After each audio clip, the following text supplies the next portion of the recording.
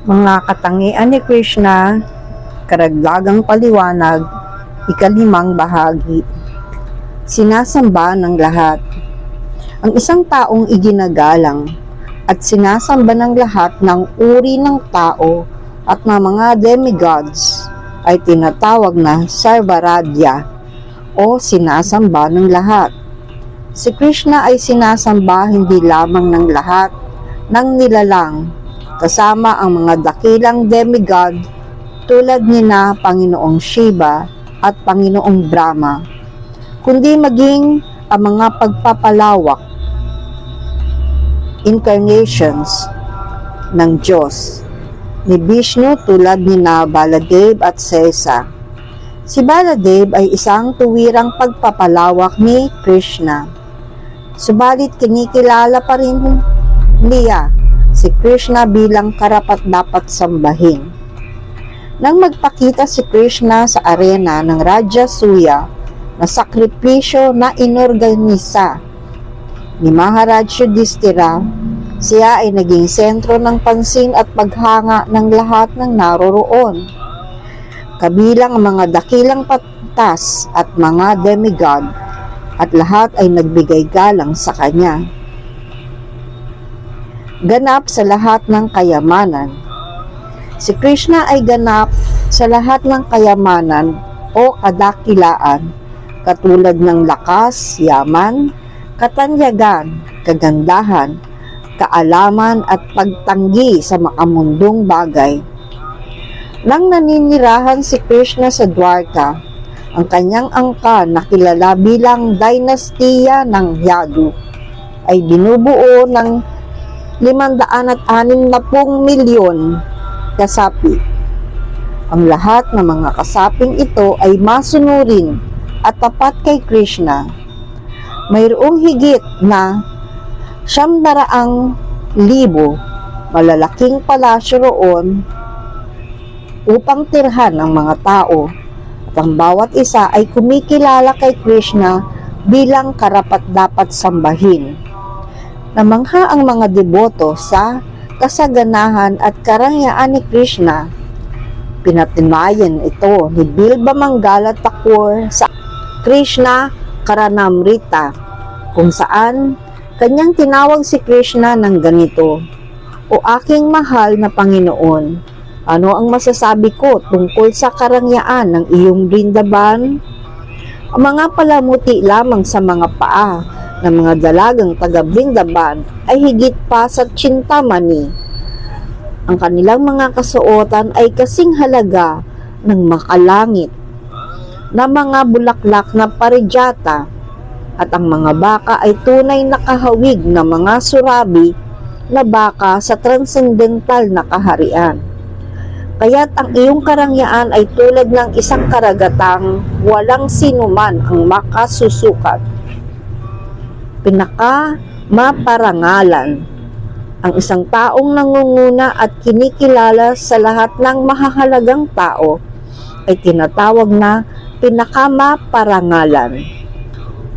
Habang naninirahan si Krishna sa Dwarka, ang mga demigod tulad nina Panginoong Shiva, Panginoong Brahma, Indra, na hari ng langit, at marami pang iba ay dumating upang siya ay dalawin. Isang abalang araw, ang tagapagbantay ng pintuan na namamahala sa pagpasok ng mga demigod ay nagsabi, "Mahal na Panginoong Brahma at Panginoong Shiva, maari po kayong maupo muna sa mga bangkong ito at maghintay.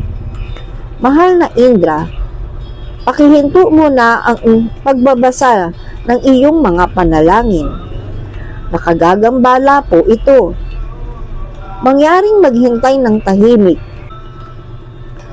Mahal na Varuna, maari po kayong umalis muna, at kayong lahat na mga demigods, huwag ninyong sayangin ang inyong oras. Abalang-abala si Krishna, hindi niya kayo maaring makita ngayon." Ang pinakamataas na tagapamahala. May dalawang uri ng tagapamahala. Ang una, ang ganap na malaya at walang sino mang makahihigit sa kanya, siya ay tinatawag na tagapamahala.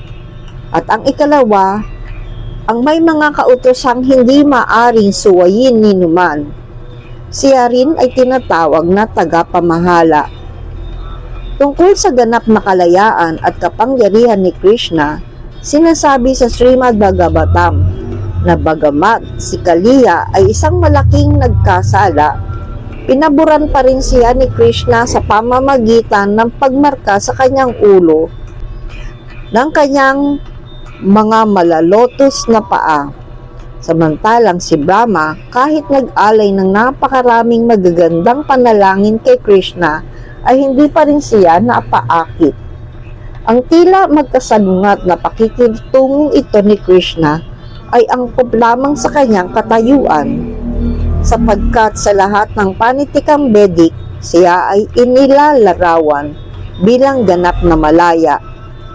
Sa simula ng Srimad Bhagavatam, ang Panginoon ay tinatawag na Isvarat na nangangahulugang lubos na malaya. Ito ang kalagayan ng pinakamataas na ganap na katotohanan. Ang ganap na katotohanan ay hindi lamang may kamalayan, kundi ganap ding malaya. Tungkol naman sa kanyang mga utos na hindi maaring suwayin ni numan, sa ikatlong kanto ng Srimad Bhagavatam, sinabi ni Uddhava kay Vidura, si Panginoong Krishna ang Panginoon ng tatlong katangian ng material na kalikasan. Siya ang nagtatamasa ng lahat ng kayamanan at kadakilaan, kaya't walang sino mang kapantay o makahihigit sa kanya. Ang lahat ng dakilang hari at emperador ay lumalapit sa kanya, nag-aalay ng mga handog at yumuyukod, habang ang kanilang mga korona ay sumasayad sa mga paa ng Panginoon. Isang deboto ang nagsabi, "Mahal kong Krishna, o kapag inutusan mo si Brahma, ngayon ay maaari ka ng lumikha ng sansinukob.